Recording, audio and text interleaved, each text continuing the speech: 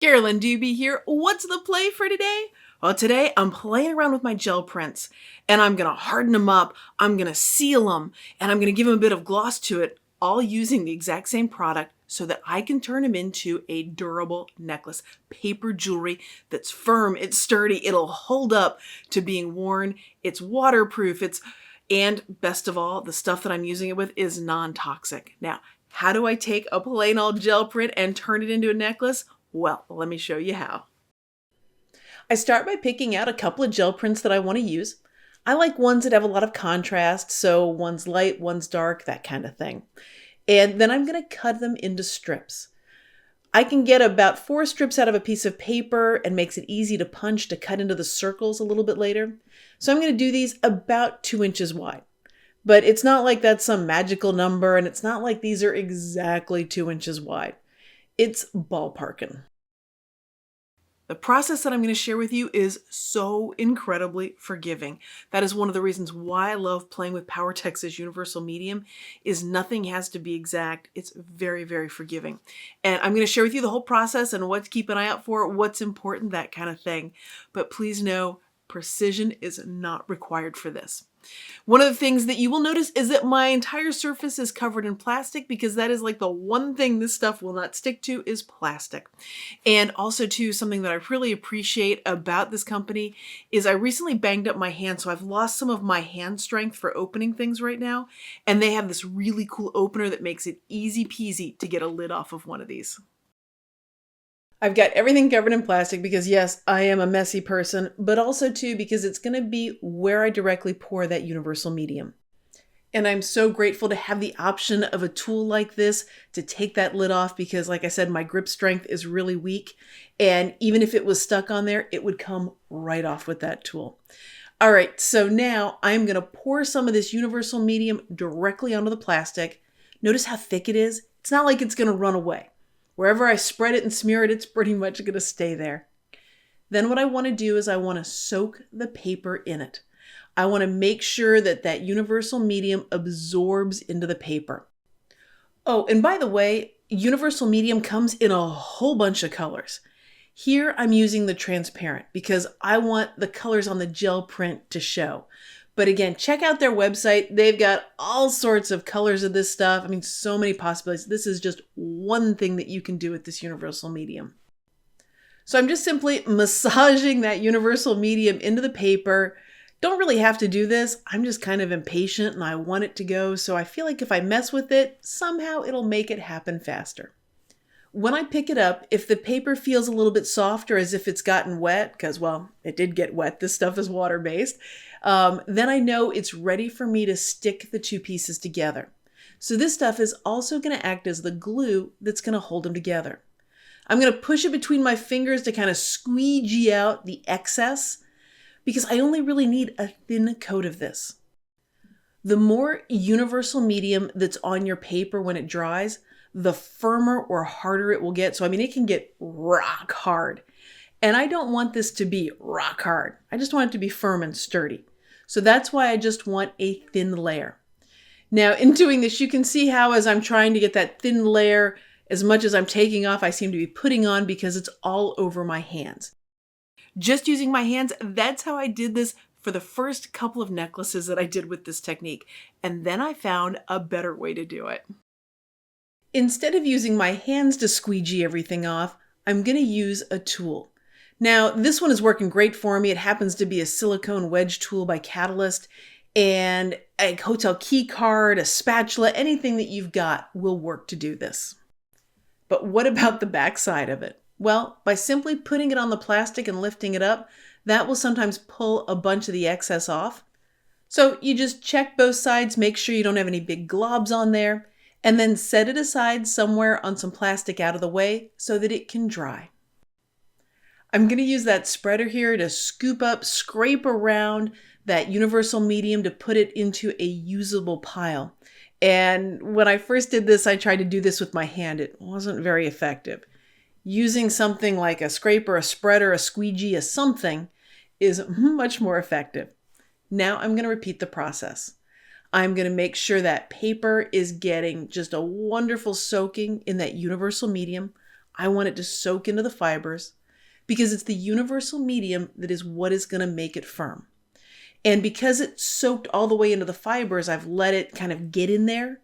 That means I don't have to have a lot of it on the outside because it's going to be all the way through it. But what happens if your paper isn't quite as soft as what it, quote, should be? Well, guess what? It's going to work out just fine. There have been times where I've had the paper be a little bit firmer. Maybe I didn't let it soak as long as what it maybe could have soaked, and it still worked just fine. This is extremely forgiving. After you do a couple of these pieces, after you've played it, got your hands in it, you'll start to notice when the paper feels much softer because it's gotten that universal medium, that moisture in it. Now, one thing you do want to keep an eye on is how much you're using. So like what I've got here, that is probably too much. If it's got that very white opaque look to it, it's probably going to make it too thick for this application. And so now as I'm squeegeeing off here, I could take everything off of it and it would work just great. I could also put a little bit more on it so you can see a little bit of it. That's going to work great too. Like I said, extremely forgiving process. If this is your first time using universal medium, there's a difference between drying and curing. So it'll be dry to the touch in a couple of hours. For what I'm going to be doing here with letting these dry, because I'm going to be leaving them on plastic and I want them completely dry before I lift them up, I'm going to let them dry overnight. When I come back in the morning, what's going to happen is they'll be very bendable. They'll feel somewhat soft and pliable. And that's simply because they're in the process of curing. They're not fully cured yet. So the difference between drying is really drying's to the touch, and curing is when all the little molecules in it really lock in and do what they're going to do. So that takes a couple of days for the full hardness to appear. So just keep that in mind if this is your first time playing with it. For the first day or so, it's going to be a little more pliable, and then it will really set all the way when it cures fully, and then you will have the full hardness of it. When I'm putting the strips of paper together, they can be a little bit slippery. So if everything doesn't line up perfectly exactly, it's not going to be a problem. Because once these strips are dry, then I'm going to punch them with a paper punch, and all I need is enough room to do that. The edges don't have to be perfect for this. Like I said, an extremely forgiving process. I happen to have been doing all of this on just a piece of drop cloth, plastic that's protecting my countertop. But if you want to do it on a different surface, you absolutely can. One of the things that I like about doing it on a plastic drop cloth is one, it's not going to stick to it. And two, when I'm all done, what I can do is scrape all of it into a pile. And once I've got my pile there, I can actually put it back in the bottle. So I'm simply going to just scrape it into a pile here. And because it's so thick, I can actually use that tool and then scrape it right back into the bottle. But what about cleaning up that tool that I'm using there, that scraper, that spreader, whatever it's called? How am I going to clean that up? Well, I'm actually going to let everything dry on it, and I'll show you how easy it is to pull off. Here we are, the next morning, everything is dry. I can lift up my paper here, it comes right off of the plastic because it's dry. But it's also still sort of soft and pliable because it hasn't fully cured yet. Remember, it's going to take a couple of days for the full hardness to set in for it. Now to clean the silicone tool, all I'm going to do is bend it, and then that universal medium is just going to flake right off of it. Now that's how it works for silicone. It'll also work for the plastic on the drop cloth. There was just a thin layer of universal medium on there when I was done because I scraped a bunch of it up. But guess what? Even that will peel right up off of the plastic. By the way, all the papers that you're seeing in this video are ones that I created using a gel plate. And that's why I call them gel prints. Now, this process is an absolute blast. And if you want to understand more about it, I've got a bunch of workshops that explain it. So that way you really understand why the paint is doing what it does on that gel plate. So you can steer and guide and get the kind of prints that you want on command. But I've got all that over on my website at acolorfuljourney.com. Well, now it is time to punch these to create the circles. And on this one, I want to show you how imperfect I was. My two pieces of paper did not line up perfectly. There's a little bit at the edge, and guess what? It's going to be okay. because when I'm using the paper punch, I generally don't go that close to the edge. Then all you do is take your paper punch in whatever size you want and start punching away here. I find working backwards allows me to really maximize every little bit of this so that I can get the circles close to each other without actually overlapping or cutting off part of a circle. And the size that I'm using there, that is a 1 1/8 inch circle. And I've done a bunch of necklaces with that, and I'll show you those at the end of the video here. But for the ones that we did today together, I want to use the 1 1/2 inch size punch. I want some big circles for this because I like big, bold necklaces. And then I'm simply going to take that hole punch and I'm going to start making those circles. And you've probably figured this out, but you can put together any combination of papers that you want. For what I'm doing, I'm staying in a general theme, but it also looks fantastic as a complete hodgepodge. And I've got one of those kind of necklaces to show you at the end of the video as well. Once you've got all your circles punched, then it's time to put them into a garland. Basically make a string of them using a sewing machine. Using a plain old straight stitch, I'm just going to start running them through my sewing machine, chaining them together. So they're going one after the other, but they're not overlapping. So there's a stitch or so in between each one. And that's going to allow them to move, to flow, that kind of thing. Now, is this exactly precise, the exact same space between each one? No, not at all. There's slight variation and it's not going to matter. This does not need to be precise at all. You can have them go in the same direction or in different directions. Completely your choice. But when you're done, you will have a garland of these things all sewn together. And I'm actually going to bring in another garland here because you can use multiples. I like the layered look, having lots of it going on. So that's why I've got a second garland here. Now, to turn this into the necklace, I'm going to cut each garland in half. And each one of these garlands is going to be a slightly different length. That's okay. That actually works for this because I don't want everything to line up perfectly. Oh, and by the way, if you're wondering if you could have die cut these instead of paper punched them, absolutely. Or if you could have cut the shapes out with scissors. Yes, you can do that too. Lots of possibilities or ways to get shapes to create garlands and necklaces this way. What I'm doing here is deciding what order I want them to go on the necklace. And I think I want to alternate them here. So I'm going to move that around and now I'm ready to punch the hole. I'm going to use a hole punch here that makes a very, very small hole. The exact size of it I can't remember, but I'll make sure I have it linked down below in the supplies for you. And I'm going to put a little hole in about the center near the edge on all 4 of these. Because this is how I'm going to put the jump ring on there, how I'm going to thread these things all together. I'm not really threading them. I'm going to attach them all together with the jump ring. So they're all going to go stacked together one after another like that. Now the jump rings, the easiest way to do those is use 2 pliers to pull them apart. So you're pulling one side of the jump ring towards you and one side of it away.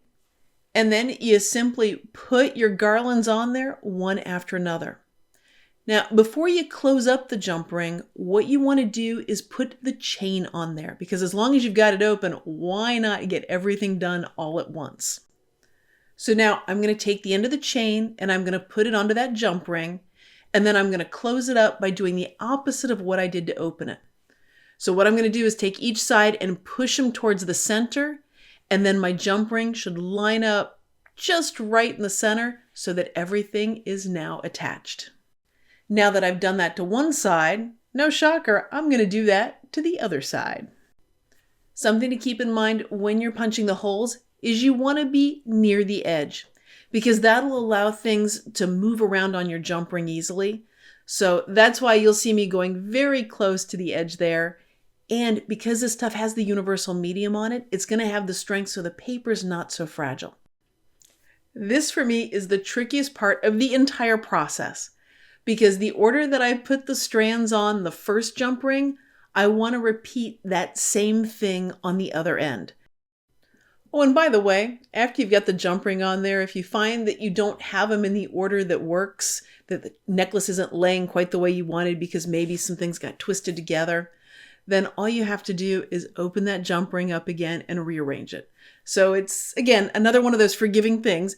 Just for me, this is the part where I have to do the most thinking to get the order to be the same. And as long as I've got that jump ring open, I'm going to put the other end of the chain on there and I'm going to close it on there. Now, if you're thinking, wait a minute now, it doesn't have a clasp and it's going to be really long looking at the size of that chain. And you are absolutely correct. But what I'm going to do once I have that on there is I'm going to go try it on in front of a mirror and see what length I actually want to cut the chain to. So this is the length that I think that I want it. And I'm going to cut one side of the chain, just one side to this length. Then what I need to do is use a jump ring to get the clasp on there. So 2 pliers, I'm going to pull one away from me, one towards me to open it up. And I'm going to put my clasp on there. This one happens to be called a lobster claw. It's the kind that I like to use. It's whatever you like to use, you absolutely can do.